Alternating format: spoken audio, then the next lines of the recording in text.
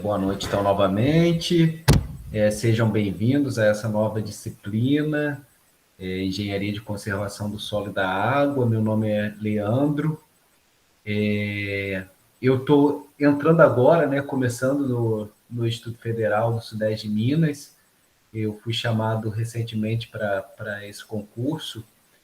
A professora Júnia, eu não sei se vocês já tiveram contato com ela, né? Já tiveram alguma disciplina com ela? Não me lembro. Não sei na grade de vocês. Já sim, Já, né? Ela dava uma disciplina na primeira, isso mesmo, no primeiro semestre de vocês. Então, ela saiu, né? Vocês devem saber, ela foi para a UFB. Aí eu fui chamado para esse concurso, para a vaga dela. E aí, eu não sei se depois eu vou pegar as disciplinas dela, ainda não está muito bem definido. Eu estou pegando no momento as disciplinas do professor Davi, que também pediu um afastamento, ele. Aí as disciplinas dele é climatologia e conservação do solo e da água. Vou ministrar para vocês esse semestre. Tá bem? Falei, meu nome é Leandro, eu sou engenheiro agrônomo, vou falar um pouquinho da minha trajetória. Eu sou engenheiro agrônomo formado pela Universidade Federal Rural do Rio de Janeiro. Vocês já devem ter percebido o sotaque. Eu sou do Rio, então fiz a minha graduação lá, depois eu fiz o meu mestrado na área de ciência do solo, e o meu doutorado também na área de ciência do solo, lá na Universidade Rural também. A minha área de atuação, assim, do ponto de vista de pesquisa, foi mais focado em grandes culturas, principalmente em arroz. Eu trabalhei muito com arroz sequeiro e trabalhei um pouquinho com milho também, mas bem menos, assim, foi bem mais focado em arroz mesmo. Na parte de nutrição mineral de plantas, um foco no nitrogênio, principalmente, nitrato e amônio.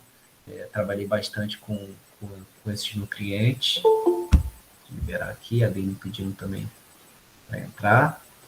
E essas grandes culturas, né? Trabalhar com café para mim é novidade. Eu, quando fui chamada aí para Manhuaçu, eu vi, caramba, o curso tudo voltado para cafeicultura, né? Técnico e pós-graduação. É legal, é um desafio, apesar de que os conhecimentos que a gente tem, a gente adquire na graduação, mestrado, doutorado também, eles se aplicam à cultura do café, né? Já ministrei algumas aulas de cafeicultura também. Vai ser interessante. E a nossa disciplina, ela fala de conservação do solo e da água, que é uma disciplina assim, serve tanto para a cafeicultura como qualquer outra cultura agrícola. Então, não é algo que foge muito das áreas que eu já atuei. Queria brevemente assim saber de vocês, pode colocar no chat ou se preferir falar. Queria saber qual é a área de vocês, né? Como é um curso de pós-graduação, queria saber em que área vocês são formados e quem se sentir à vontade, se quiser falar, em que está atuando no momento, né? Se está atuando na área agrícola ou se não está, porque é bom a gente ter assim um conhecimento dos alunos, né? De que área eles são, de se eles estão ou não atuando na área, que pode contribuir, né, para as nossas aulas e para as nossas discussões que a gente vai ter. Então, fiquem à vontade aí, se quiser botar no chat ou se quiser falar também.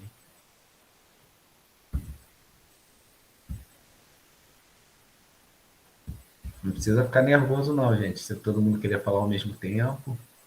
Vai lá o Luiz Gustavo, Luiz Augusto, que gosta de falar, já vi aí que é ah, comunicador. nada disso não, velho. Então, meu nome é Luiz Augusto, né? Sou engenheiro agrônomo formado na Universidade Federal de Viçosa. Atualmente trabalho aqui na Emater de Reduto. Ó, massa.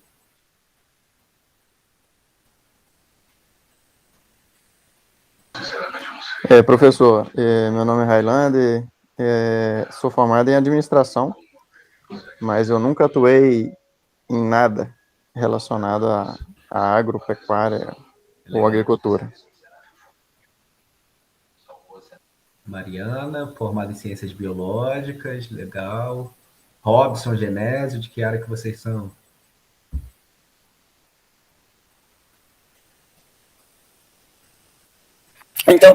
Meu nome é Genésio, sou engenheiro agrônomo, sou formado aqui pela Univertix, aqui em Matipó, e atualmente atuo como vendedor externo do Grupo Agro, na minha região aqui mesmo. Legal. Iandra, Ei, professor, boa noite, tudo bem? boa noite. Eu sou engenheira agrônoma também formada em Matipó, junto com a Genese. Eu atuo como suporte técnico no COPEAG, na região das Matas de Minas. Sim. Aline,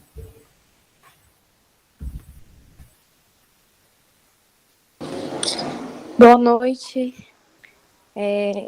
Sou engenheira agrônoma também, formada com a Yandra e com o Genésio, ó, legal. aqui na Univertix. Hoje eu trabalho na CAF, né, Companhia de Adubos Foliares do Brasil. Sou responsável pelo sistema produtivo, né, de adubos foliares e sólidos também. Legal, gente. Acho que foi todo mundo, né? Faltou alguém, vocês falam aí. Tem o Robson, formado em engenharia de produção e atualmente cursando engenharia ambiental. Legal. E essa que eu liberei agora, já chegou, já vai falando já, Thaís. Você atua na área do agro, qual é a sua formação?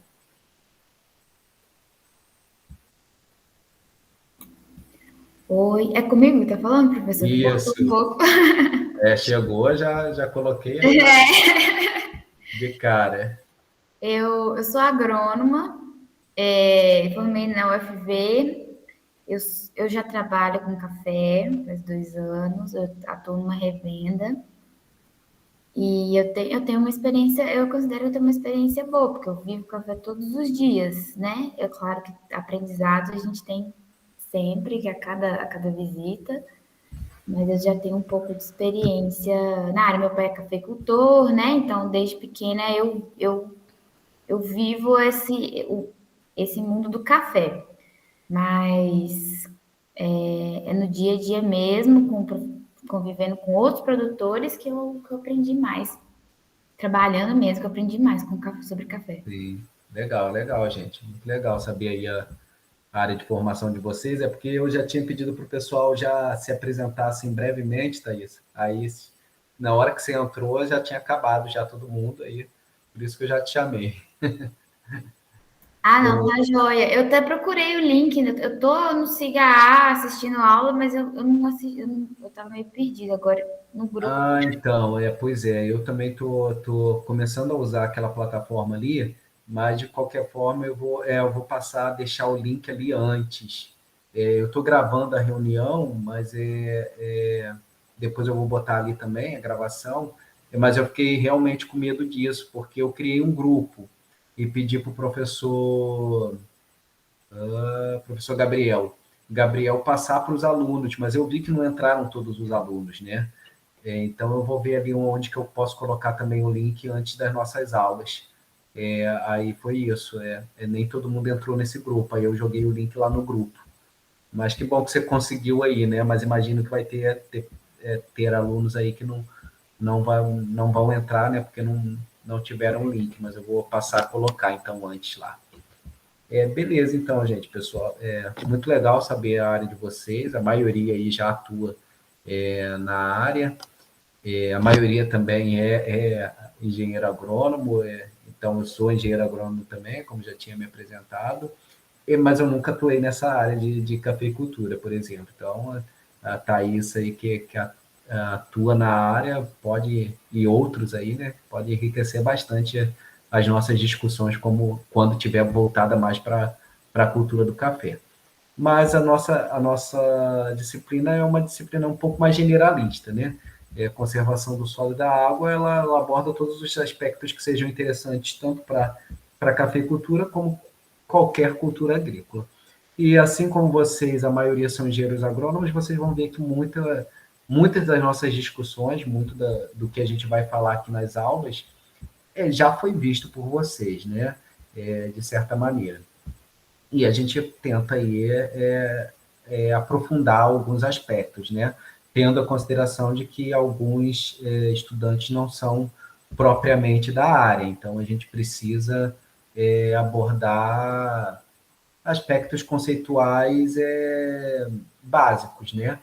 E aí vai ter estudantes, como o Robson aí colocou, que é da área de engenharia de produção, não vai ter estudado esses aspectos básicos que a gente vai discutir também na disciplina. É uma disciplina condensada, né, que vocês já estão acostumados a esse formato. Para mim é novidade. A maioria das disciplinas que eu sempre ministrei foram disciplinas assim ao longo do semestre inteiro, né? Não eram condensadas assim. Então, assim, eu acho que é um pouco corrido. E até difícil de se trabalhar tudo. Mas é a maneira aí como se trabalha nesse curso, né? Eu vou projetar aqui para vocês algumas coisas que a gente vai discutir nessa aula e depois o conteúdo. Só um minutinho para eu colocar aqui.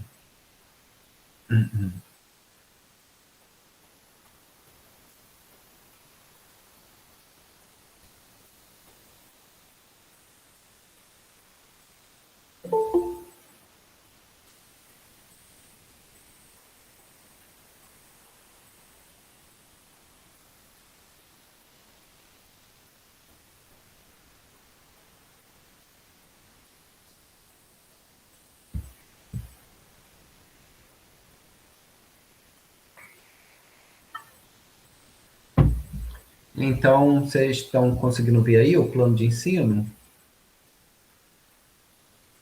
Sim, estou vendo. Né? Então, plano de ensino aqui brevemente, só para falar, nossa disciplina é Engenharia de Conservação do Solo e da Água, né? 21 horas. O que a gente vai estudar nessa aula vai abordar introdução ao processo erosivo e fatores que interferem na erosão. Depois, práticas mecânicas para a conservação do solo e da água. Práticas vegetativas e edáficas para a conservação da água e do solo. Planejamento do uso da terra e sistemas de preparo e manejo do solo convencional e conservacionista. E o último tópico é sistemas para o controle da erosão em estradas não pavimentadas. Então, nossas aulas elas vão de hoje, já era para ter começado semana passada, né? Mas não deu, eu ainda não tinha acesso aos sistemas, ao SIGA, não tinha e-mail institucional, demora um pouco, né, para conseguir esses trâmites aí, para conseguir essas coisas, mas agora eu já tenho, aí já deu. Mas, olha, nossa aula é muito rápida, nossa disciplina, na verdade. Começa hoje, amanhã, 23, 12 do 11, 20 do 11. Então, são 1, 2, 3, 4 encontros. 1, 2, 3, 4, isso mesmo. É muito rápido mesmo. A gente vai ter 4 avaliações, que até então que eu coloquei, previsto. O que são essas avaliações? Cada tópico que a gente der, eu vou passar para vocês uma atividade. Uma atividade aí que pode ser um questionário, pode ser uma leitura de um texto e umas perguntas, né, para se responder, um artigo que a gente pode até discutir num tempo de aula. Então, vão ser essas atividades que eu vou estar definindo, né, ao longo do semestre, ao longo dessas semanas com vocês. Vou liberar aqui. O aluno pedindo para entrar. Aqui. Continuando, a gente tem uns livros de recomendação, né? Eu vi que alguns desses tem lá na biblioteca, se vocês tiverem interesse de pegar. Práticas mecânicas de conservação do solo e da água, conservação do solo e água, e conservação do solo. Aqui não apareceu os autores, não sei porquê. Mas esse aqui o Conservação do Solo e da Água, é do Lombardi Neto, os outros eu não me lembro. E outros livros que eu coloquei para vocês aqui. Recomendações para o uso de corretivos e fertilizantes em Minas Gerais. Na verdade, essas aqui já tinha na bibliografia complementar do PPC de vocês. Bem clássica, essa aí todo mundo que é de Minas conhece, né? Esse de recomendação para uso corretivo de fertilizantes. Pedologia, do LEPESH, um livro de topografia. Formação e conservação dos solos, também do LEPESH, e o Sistema Brasileiro de Classificação de Solos. Tem essas bibliografias. E também tem outros materiais que, salvo engano, eu já coloquei lá no SIGA para vocês. Mas eu vou dar uma conferida, se está lá umas bibliografias complementares que eu também estou usando para as aulas. Então, a gente vai ter essas atividades, em média, eu imagino aí, é muito rápido, né, nossa disciplina, então eu imagino umas 4 atividades no máximo. E a nota final de vocês vai ser a média aritmética dessas 4 atividades. Então, bem tranquilo, né? Deixa eu projetar aqui agora outra coisa.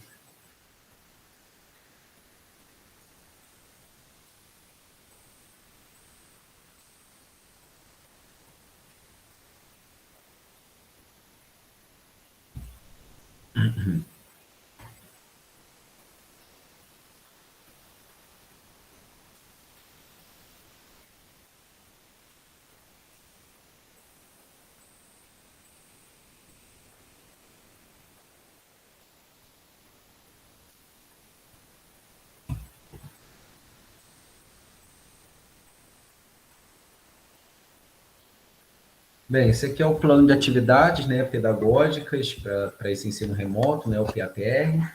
Então, assim, a previsão é só para dar mais uma ideia para vocês de como que vai ser nossas aulas. A aula de hoje, dia 22, é uma interatividade síncrona, que eu ia apresentar para vocês a disciplina, né, me apresentar, e ministrar essa primeira aula para vocês, sobre introdução ao processo erosivo e fatores que interferem na erosão. E vai ter lá no SIGA também essa aula, e alguns outros conteúdos referentes a essa aula lá, que eu já postei, mas vou colocar de novo, vou ajustar lá direitinho, que tem que ajustar o dia, né, dia 22, tá? Um dia anterior, do dia que a gente não teve aula. Vai ter essa aula hoje, né, apresentar a disciplina e esse conteúdo, e vai ter também uma atividade que vai ficar para vocês, né, para trabalho de casa, para ser entregue na próxima semana. Então, as nossas atividades, eu vou sempre dar um prazo para vocês de uma semana para entregar a resolução delas. E vai ser pelo SIGA ali mesmo. Eu vou colocar a atividade lá, vocês resolvem por lá mesmo, né? E entrega por lá mesmo, né? Eu acho que vocês já estão acostumados a fazer por lá. Se não conseguirem fazer por lá, ou se eu mesmo não conseguir colocar, né? Que essa plataforma é nova para mim, a gente utiliza o WhatsApp aí, o grupo que a gente criou para colocar ou receber essas respostas, tá bom? Mas, a princípio, a gente vai tentar utilizar lá a plataforma. A aula de amanhã, eu pensei em fazer uma aula assíncrona mesmo, só de postagem de material para vocês. Então, a aula de amanhã não seria síncrona. Seria realmente postagem de material sobre a aula, em slides, e outros conteúdos que eu iria colocar, e a atividade que eu já coloquei lá, essa segunda aula de amanhã. As demais aulas, a gente sempre faria uma aula síncrona, né? Seria só mais 2 aulas, na verdade, né? Seria aqui a aula do dia 12 e a aula do dia 20. Então, a gente faria esse modelo de uma aula síncrona e outros materiais aí que a gente vai discutir em aula. Então, fica dessa maneira. Essa primeira aula síncrona, a de amanhã assíncrona, e nas outras semanas a gente vai fazer também uma aula síncrona, no dia 12 e no dia 20. Tá bom? Só amanhã que a gente não faria síncrona também. Deixa aqui.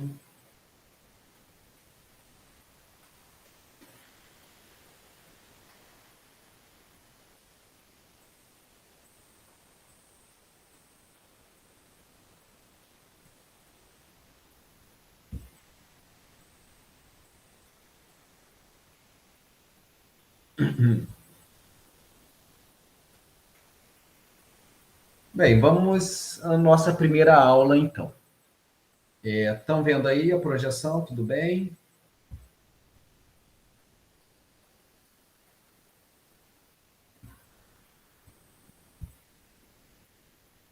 Tudo certo? Estão vendo? Tudo certo. Se quiser aumentar ela, pode.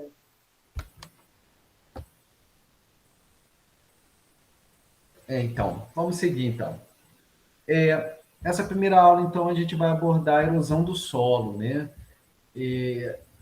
Existem diversas situações que podem levar à degradação acelerada do solo. Muito desse assunto inicial vocês já viram em disciplinas quem estudou agronomia, né? Mas, enfim, é aquilo que eu falei, a gente precisa abordar isso de novo, né? E a degradação do solo nada mais é do que a perda, né? Principalmente das características químicas desse solo, que vai afetar diretamente a produção e a produtividade. Então, dentro da degradação, e essa degradação que tem ocorrido de maneira acelerada, né, por práticas que a gente tem adotado na agricultura que não beneficiam, né, a conservação desse solo, existe a lixiviação, né, o excesso de nutrientes, na verdade, o que tem ali de nutrientes no solo que é perdido, a acidificação ali, o aumento de, de prótons, né, naquele solo, perda de bases, geralmente pelo uso de fertilizantes em excesso, né, fertilizantes minerais, e também por características do nosso solo, né? A gente sabe que o nosso solo de clima tropical, ele tem uma quantidade de acidez alta, né? Devido ali ao material de origem, principalmente. Vou liberar aqui o Eric pedindo para entrar. A salinização desses solos, né? A salinização principalmente pelo uso de água de irrigação não apropriada, né? Com uma condutividade elétrica mais alta do que o indicado, e áreas também que tem uma taxa de evaporação, né, muito alta, acaba ocorrendo fenômenos de salinização, contaminação por metais pesados também tem se tornado, né, bastante comum, e que tudo isso pode levar até uma desertificação, né, que aí é a perda completa da função daquele solo. E também temos a erosão, um dos aspectos aí que a gente vai estudar, né? Bem, então, assim, o conceito clássico de livro que eu trouxe para vocês, né? Vocês acham aí numa referência como do Lombardi Neto, o que é a erosão? A erosão é um processo físico de desagregação, transporte e deposição do solo por agentes que serão apresentados na sequência.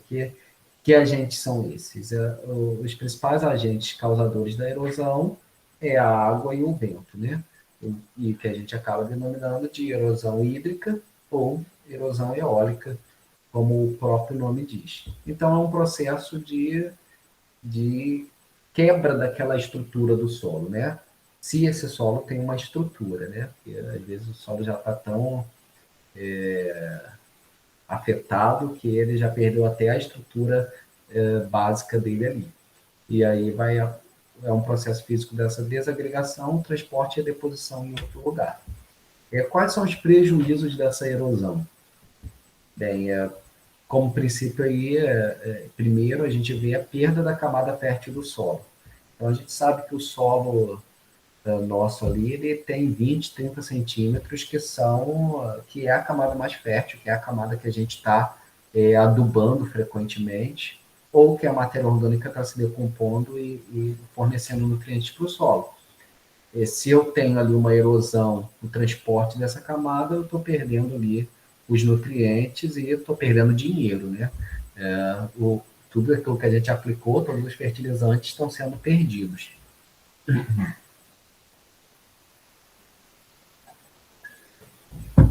Isso leva, logicamente, à redução da produtividade agrícola, aumento nos custos de produção, porque você acaba tendo que aplicar de novo um nutriente que você perdeu, além de problemas ambientais, como contaminação de cursos d'água por nitrogênio, é muito comum, e também por agrotóxicos que você tenha aplicado, que vão ser carreados aí para os rios. E assoreamento de rios, né? Quando você passa num rio e vê que o rio ali está cheio de terra. Você vê que ele está realmente assoreado, está sendo carregado O solo ali que foi erodido está sendo carregado tudo para o rio em excesso. Lembrar para vocês que a erosão é um processo natural. E a gente classifica assim como erosão geológica e como erosão acelerada. A erosão geológica ela ocorre o tempo inteiro, o impacto da água de chuva e do vento ele está realmente carregando partículas, né, para outros locais. E está moldando o nosso ambiente, a nossa paisagem. Então, aí a gente tem, em Manhuaçu, por exemplo, essa maré de morros e a gente tem aí paisagens bonitas, né, como nessa fotografia, o Pico da Neblina, que foi formado por um processo erosivo. Então, é um processo natural que leva à formação dos relevos. Mas o problema nosso é quando essa erosão ela é um processo acelerado. E geralmente esse processo acelerado está associado a práticas inadequadas, né, de uso do solo. Então a gente classifica a erosão acelerada, né, a erosão que o homem pode estar interferindo aí e acelerando essa erosão, como as principais, a eólica e a hídrica.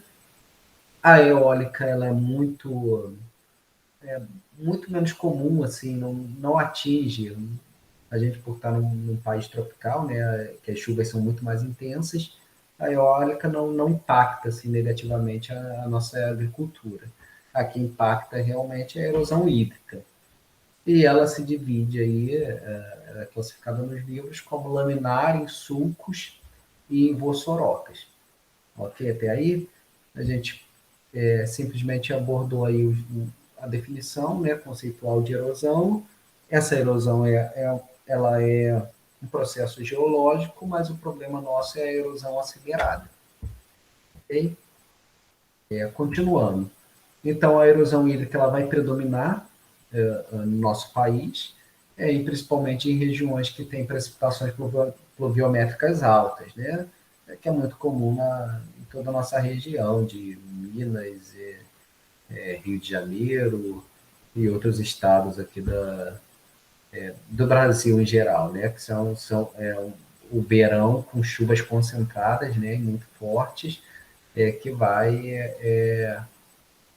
vai ser o agente dessa erosivo, né? Vai ser um agente erosivo que vai realmente desencadear a erosão e a gente tem que agir ali para tentar impedir que essa erosão ela seja tão agressiva. Esse tipo de erosão, a erosão eólica, ela vai ocorrer mais em regiões áridas e semiáridas, como eu falei. Não é algo que impacte assim tanto a nossa agricultura, né? Então a gente vai focar mais na erosão hídrica. Aqui eu trouxe para vocês um exemplo dos impactos ambientais decorrentes da erosão, da fonte aí do livro que eu falei, Bertone Lombardi Neto, 1990. Ele aborda aqui, ó, redução da produção de milho em função do desgaste da camada superior do solo. Então a gente vê, ó, que uma perda de solo de 5 centímetros, a gente já tem uma perda de produtividade equivalente a 15%. E isso vai só piorando, né? Se a gente chegar à perda de 20%, 20 centímetros, quer dizer, do solo, a gente perde quase metade da produção aí, né? 41% da produção de milho. Que é algo que corrobora o que eu estava falando para vocês, né? A gente tem a camada fértil aí, que é 20, 30 centímetros do solo. Se a gente perde essa camada fértil, a gente perde praticamente a nossa produtividade. Então, esse é um dos motivos que a gente tem que adotar práticas para conservar esse solo, para evitar que o processo erosivo ele seja acelerado. De forma assim, a classificação, né? O processo erosivo ele é dividido em etapas, que é a desagregação, o transporte, aqui já coloca, cadê? muito lá na frente, né? A desagregação, o transporte e a sedimentação. Deixa eu voltar aqui só para falar sobre o conceito para vocês. A desagregação nada mais é do que o impacto, né, da gota de chuva no solo, causando o escoamento superficial. Então, a gota de chuva ela tem um poder erosivo, né? Ela é capaz de desagregar ali as partículas do solo, principalmente em solos que não estão bem agregados, solos pobres em matéria orgânica, por exemplo, que não tem ali, não forma muito agregado do solo, e ela tem esse poder erosivo, então ela vai causar aí a desagregação dessas partículas. A intensidade dessa desagregação ela vai depender muito de fatores do solo, por exemplo, cobertura vegetal e uso e manejo do solo. Então, características físicas do solo, por exemplo, né? Que a gente estuda a textura, que é a proporção ali de areia, silt e argila que o solo possui. Solos de textura mais argilosa, eles tendem a formar mais agregados. Então, ele tende a ser um solo um pouco mais coeso e vai ser um pouco menos suscetível à erosão. Ele vai ter um pouco mais de estrutura, né? A gente estuda ali blocos angulares, subangulares, estrutura colunar, né? Mais incomum, mais comum ali nos horizontes A, e na primeira camada do solo, a estrutura em blocos angulares e subangulares. Então, o solo argiloso vai acabar tendo um pouco mais de estrutura. Isso não quer dizer que um solo mais arenoso também não vai ter, porque ele pode ter um teor de matéria orgânica maior no solo. E temos também a característica física, que é a porosidade, né? Que está tudo ligado aí. A porosidade, a gente sabe, né? A quantidade de macro e microporos que um solo possui. Então, o solo, geralmente, que tem uma textura mais argilosa, que é mais estruturado, ele vai ter uma melhor porosidade também. E isso tudo vai contribuir para que esse processo erosivo seja menor. A gente diz que é o parâmetro de erodibilidade do solo. O solo ele tem o parâmetro de erodibilidade é menor. Apesar da chuva ser o agente erosivo, essa erosão vai ser menor. Cobertura vegetal, então quantidade e tipo, isso aí já é algo bastante, vamos dizer assim, já carimbado, né, na agricultura, na agronomia, que a gente precisa manter o solo coberto e que um solo coberto ele está menos suscetível à erosão, sem contar outras diversas características aí que o solo é beneficiado quando ele está coberto, como temperatura do solo, manutenção da umidade, entre outros. E o tipo dessa cobertura. Se a gente tem uma cobertura que ela é mais homogênea, ela vai ser melhor do solo do que aquilo que não cobre totalmente o solo. E tem também de determinadas culturas agrícolas que são melhores que outras por fornecer nutrientes para o solo, entre outras características, melhorar o enraizamento, outras características também interessantes. E o uso e o manejo do solo. Se você faz um uso adequado desse solo, a gente vai falar numa aula mais lá na frente, né, sobre a aptidão agrícola dos solos. Uma aula breve, né, a gente que é da agronomia, a gente sabe que a gente tem uma disciplina voltada só para a aptidão agrícola de solos, né, mas a gente vai abordar um pouco sobre o que é aptidão e como que a gente deve utilizar o solo. Se aquele solo ele tem aptidão para aquele uso que você está fazendo, às vezes não tem, e você está utilizando ali uma cultura agrícola ou está utilizando ele de uma forma que não era para ser utilizado, e o manejo que a gente adota. Se a gente adota práticas conservacionistas no nosso manejo, ou se a gente adota um método mais convencional, que a gente sabe muito bem que isso já está sendo abandonado praticamente. A agricultura mais tecnificada, ela hoje em dia ela já não adota mais não é mais uma agricultura convencional como a gente via nos livros do passado, né?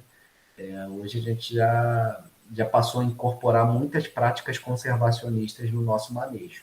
A tendência é cada vez mais aumentar o uso dessas práticas para conservar o nosso recurso, né? O nosso recurso solo e água. Bem, transporte, que ocorre a curta e a longa distância, que essa gota de chuva ela vai bater, parte dessa precipitação ela vai infiltrar no solo e parte ela vai carrear as partículas.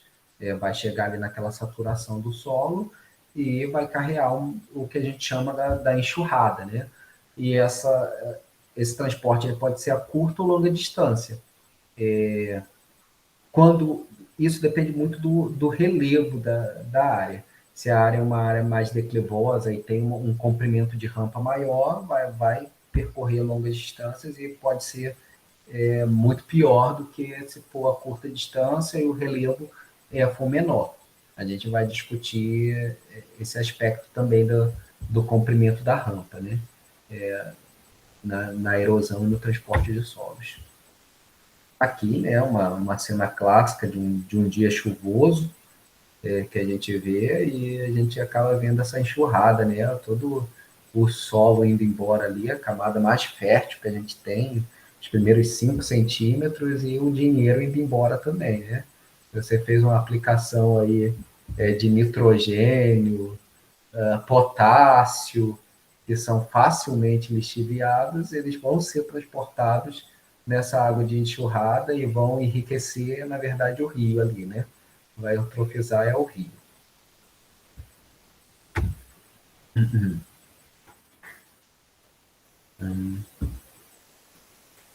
Aqui, continuando, né, sobre transporte, falando no caso da erosão eólica, o vento que transporta as partículas mais leves, a argila e silt, enquanto que as partículas médias são areia carregada aos saltos, né?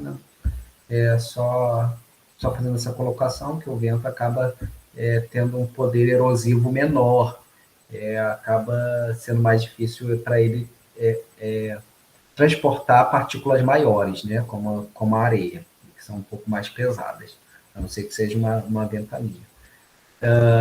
A distância do transporte das partículas, tanto na erosão hídrica como na erosão eólica, vai depender, claro, do tamanho da partícula e do peso, da força do agente, né? Se eu estou tendo ali uma chuva fraca ou uma chuva forte, na maioria das vezes a gente tem chuvas com grande poder erosivo, chuvas fortes em regiões de clima tropical, que é o nosso caso.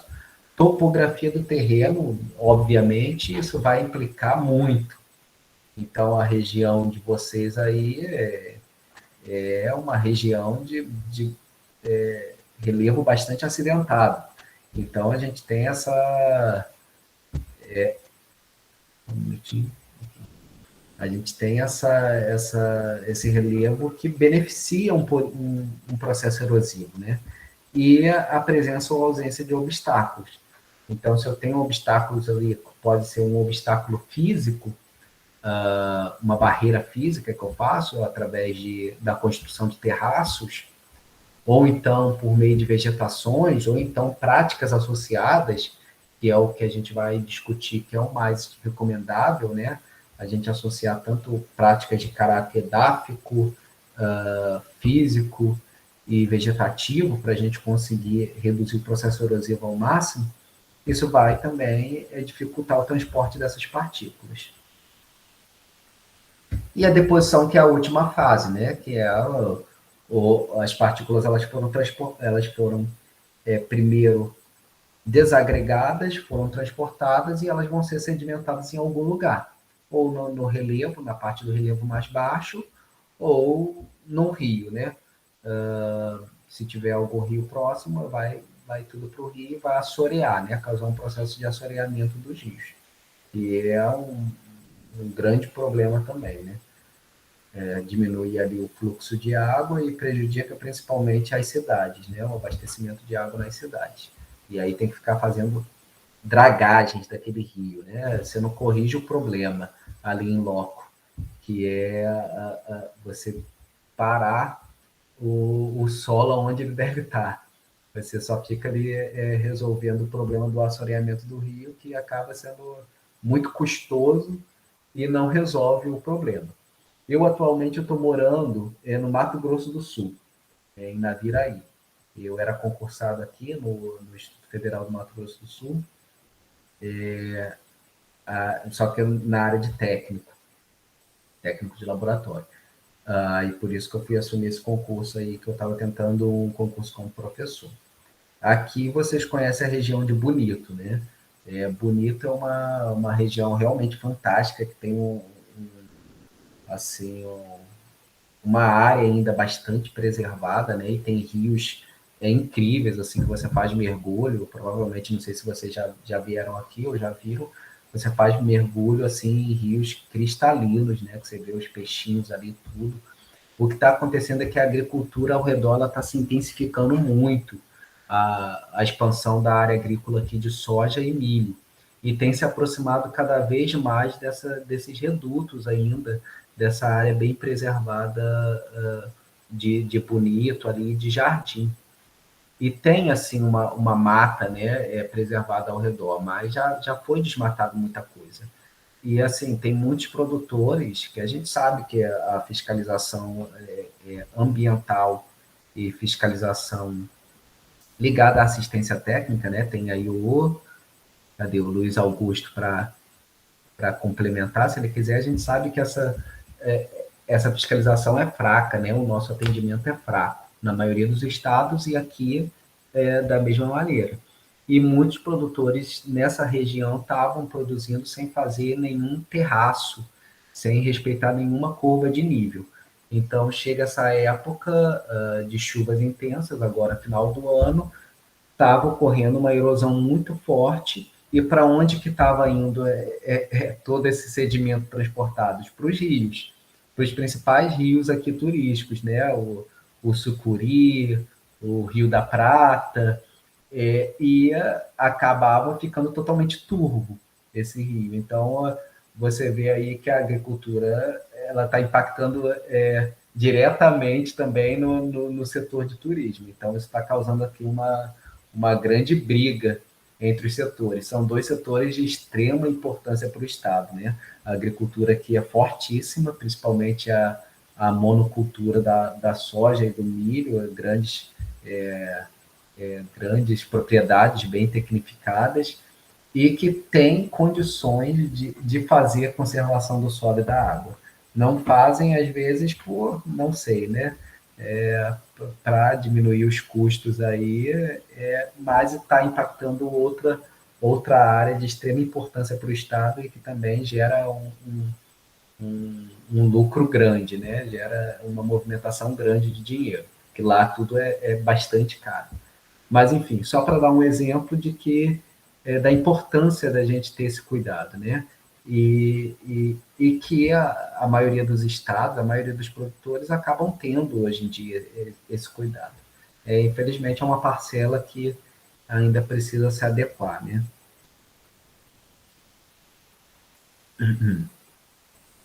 Então, aqui vamos falar sobre as formas da erosão hídrica, que é a nossa principal aí, vilã, se a gente não cuidar.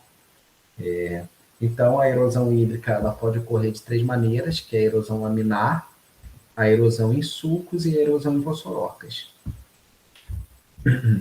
A erosão laminar é aquela primeira erosão, né? A gente está falando aí de estágios da erosão, né? Quando eu chegar mais à frente eu vou falar sobre isso. São apenas estágios que a gente separa.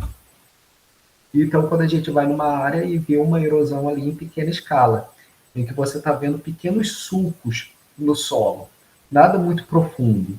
Você está vendo que ali tem uma região em que a tendência da água é seguir aquele fluxo ali, e está começando a ocorrer um primeiro desgaste desse solo, um primeiro transporte. Então, são sulcos rasos. É um início ali de erosão, e é o momento de acender o alerta e falar, olha, tem que começar a intervir aqui, fazer alguma coisa para evitar que esse solo passe para um estágio seguinte do processo erosivo. Qual seria esse? A erosão em sulcos. Então, aqueles pequenos sulcos ali que eu observei, coisa mínima ainda de erosão laminar,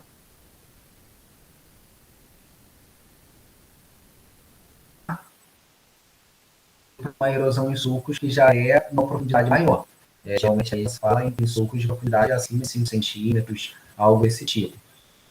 Então você já vê, já olha no terreno, como nessa figura, você já vê de longe que já está ocorrendo um processo erosivo e vê esses sulcos bem marcados e que realmente já está ocorrendo um transporte considerável de solo para a parte mais baixa do relevo ou mesmo para um rio. Então, já é um estágio já de que o momento de que você deveria intervir já passou, né? A gente já está atrasado em intervir num momento desse. Deveria já começar uma intervenção ali na erosão laminar. E a evolução disso é uma erosão em bossorocas, também chamado de bossorocas. Mais comum a gente utilizar o termo bossorocas. Então, já é o último estágio da erosão, do processo erosivo. Quando você já vê crateras abertas na propriedade agrícola, muito mais custoso de se resolver e muito mais trabalhoso. Então, você já deixou chegar num estágio mais avançado em que, para resolver esse problema aqui, já leva tempo. Já precisa de diversas intervenções, já precisa de mão de obra para você conseguir solucionar. E, geralmente, como eu posso dizer, muitos produtores não têm o interesse de resolver esse problema, a não ser que ele seja o dono da área, né? Aqui na região que eu estou, é muito comum as propriedades serem arrendadas. Não sei como é que é a realidade aí de vocês. Se alguém quiser fazer algum comentário, pode ficar à vontade. Então, em propriedades arrendadas, o produtor rural ele não tem muita essa visão de conservação, às vezes, dos recursos ali que ele está utilizando. Ele pensa que eu vou usar isso aqui por uns 10 anos, 15, e depois eu vou para outra área. Então, tem essa cabeça também que é necessária mudar, né? Mas é isso, né? Quando a coisa não é sua, acaba não fazendo as medidas corretas para corrigir. Eu falo muito isso, assim, dando o exemplo daqui, porque aqui a gente está trabalhando com uma realidade diferente aí de vocês, né? Tem muitos pequenos agricultores que, às vezes, não têm nem acesso à informação, não sabem muito como fazer as coisas. Aqui não, é uma realidade diferente. A gente tem produtores que são latifundiários, que são donos de muita terra e que têm muito dinheiro, né? E que, às vezes, não fazem porque não querem. Realmente, não é por falta de conhecimento. Fatores determinantes da erosão. Então, os fatores determinantes que vão causar erosão é a erodibilidade do solo. Então, como eu falei, quando eu falo de solo, a gente usa essa nomenclatura, se o solo ele é suscetível à erosão, a erodibilidade desse solo, a erosividade das chuvas ou do vento, no nosso caso é erosividade das chuvas, né, que predomina, topografia do terreno, como a gente já abordou, a tolerância de perdas, né, que esse solo tem, se esse solo tolera bem as perdas ou não, de acordo com as práticas que você for adotar ali para impedir isso, e também as características intrínsecas do solo. O solo tem características ali que a gente sabe que pode tornar ele menos erodível ou não, como a gente falou, de características físicas, e a cobertura vegetal, se o solo está coberto ou não, né? Então, esses são os fatores que vão determinar se o processo erosivo ele vai ser mais leve ou mais acentuado. E aí a gente entra numa equação conhecida como equação Russley, que foi desenvolvida para justamente trabalhar e a gente ter um quantitativo, né? A gente ter uma determinação quantitativa de quanto de solo a gente está perdendo. Então, a gente falou aí de várias características bem, mas legal, tá? Meu solo é argiloso, meu solo ele é coberto, eu adoto uma prática mecânica, e aí, quanto que eu estou perdendo de solo? Então, tem como a gente ter uma noção de quanto está se perdendo desse solo em toneladas por hectare, através dessa equação que foi desenvolvida, que é A é igual a R vezes K, vezes L, vezes S, vezes C, vezes P. Então, a área aqui é a perda de solo em toneladas por hectare. Creio eu que muitos de vocês já viram essa equação. R é o fator erosivo da chuva, ou seja, o potencial que a chuva tem de causar a erosão. Esse fator erosivo da chuva ele leva em consideração dados climáticos. Então, existem tabelas, né, pré-estabelecidas para você saber quanto que uma chuva em determinado mês ela tem um poder erosivo tal, né, que você vai utilizar nessa equação. Fator erodibilidade do solo, ele leva em consideração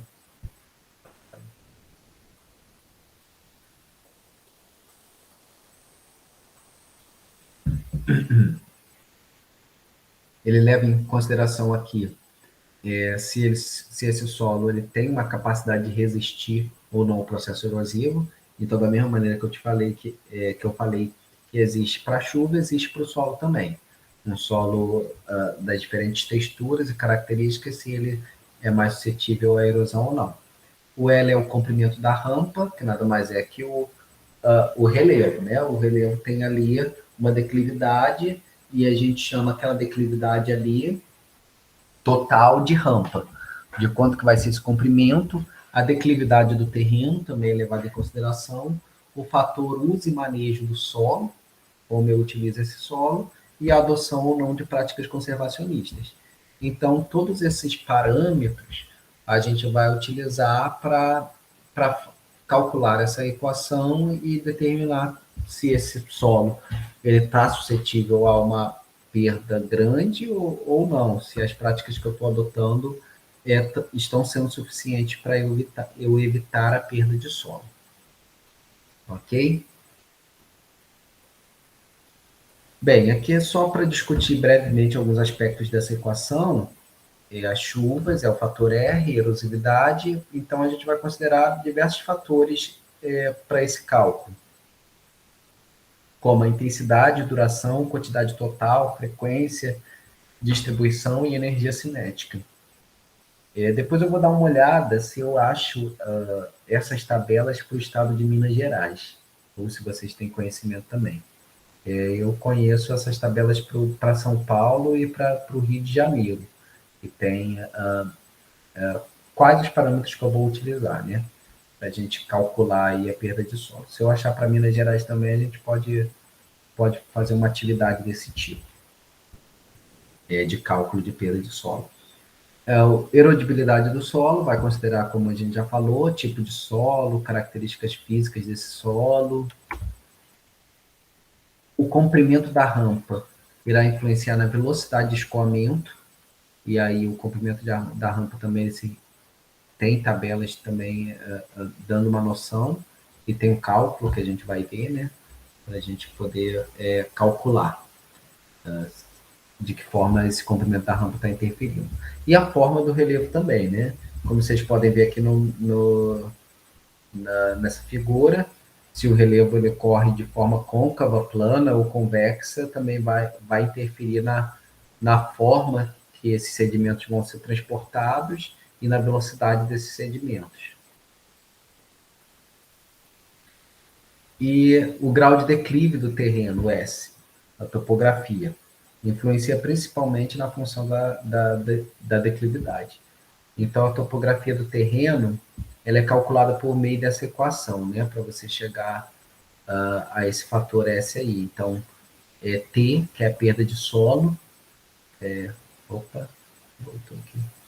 T é a perda de solo em quilograma por unidade de largura, aí 0,018 vezes D elevado a 1,18 vezes C elevado a 1,63. onde D é o grau de declive e C é o comprimento da rampa. Então, através dos parâmetros de declive e comprimento da rampa, como mostrei para vocês no slide anterior, a gente consegue chegar a esse fator ter aí de perda de solo. E aqui eu coloquei aqui só para a gente refletir. Solos com declives diferentes podem obter perda de solo semelhantes? Eu pensando aí no solo A, por exemplo, com declive de 20%. Então, é um declive considerável, né? É aí um morrozinho, 20% de declividade. E um comprimento de rampa de 20 metros só.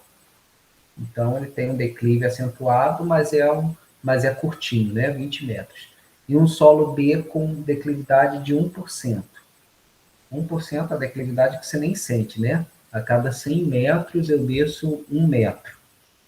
E mais o comprimento dessa rampa, a gente diria aí um comprimento de 180 metros. Vocês acham que eles poderiam ter perda de solo semelhantes? Então, vou deixar aí de trabalho de casa para vocês olharem depois essa equação e fazerem os cálculos utilizando esses dados de declividade e comprimento da rampa para ver se a perda de solo seria semelhante ou não, para a gente refletir. Continuando, então, a gente tem o fator uso e manejo do solo, está relacionado ao tipo de preparo do solo, culturas, manejo de resíduos, né? E a adoção de práticas conservacionistas ou não, né? A adoção dessas práticas podem ser, como a gente vai ver nas demais aulas, de caráter vegetativo, edáfico e mecânico. O ideal é a gente sempre associar mais de uma prática. A erosão eólica, ela vai ter as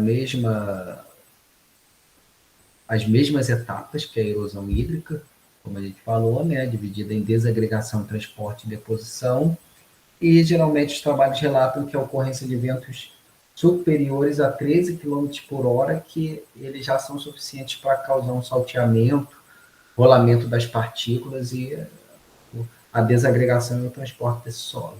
Mas, como eu falei, não é o principal assunto que a gente vai estudar, né? A gente vai ficar mais na erosão hídrica, tá bom?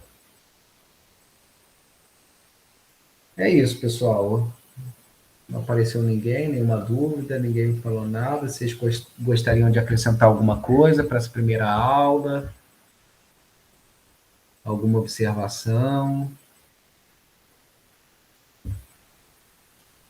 Qualquer coisa, podem falar ou apertar a mãozinha aí. Essa primeira aula eu já coloquei no SIGA. Eu coloquei também uma atividade lá no SIGA para vocês. Então, vocês deem uma visualizada lá. Então, essa atividade no SIGA é para entregar já na semana que vem, dia 29/10. E eu coloquei um videozinho também para vocês assistirem. Um videozinho bem básico, assim, sobre conservação do solo, processo erosivo, na verdade. Por hoje é isso, né? Uma aula de introdutória ao conteúdo. Amanhã a gente tem aula também. Amanhã eu não vou dar aula síncrona para vocês. Eu vou fazer a postagem do material. Na verdade, eu já fiz, já coloquei esse material lá, vou ver só se está tudo certinho. E tem uma atividadezinha também. A entrega, eu acho que eu botei dia 29 ou dia 30. E na próxima semana, então, a gente tem de novo uma aula síncrona. E aí a gente discute brevemente nessas atividades que eu passei para vocês. E se ficou alguma dúvida dessa aula de amanhã, do sábado, a gente discute também alguns aspectos dela.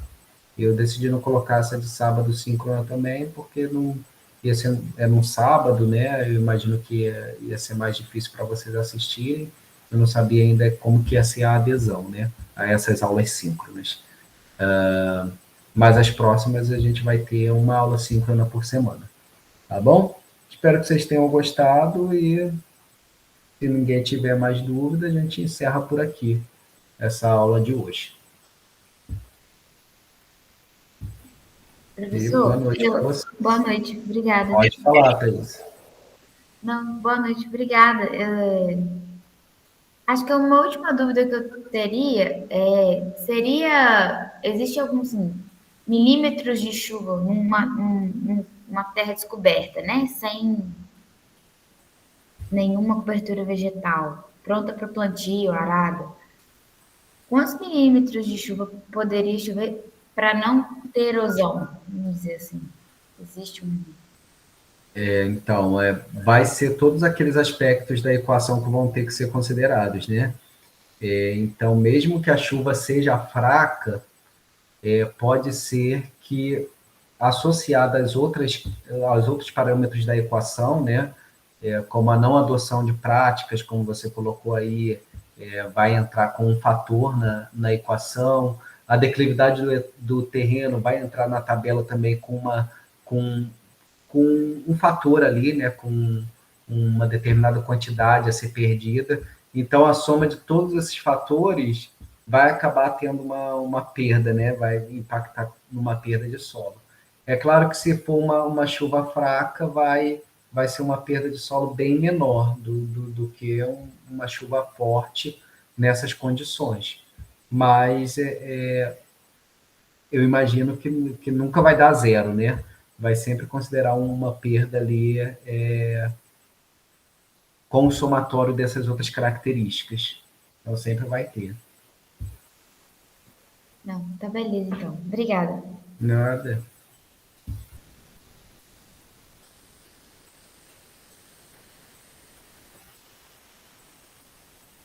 Mais alguém? Se não tiver, gente, pode ficar à vontade, pode ir saindo. Depois eu encerro aqui a gravação. Um abraço, boa noite. Boa noite, professor. Obrigado, professor. Boa noite. Boa noite, professor.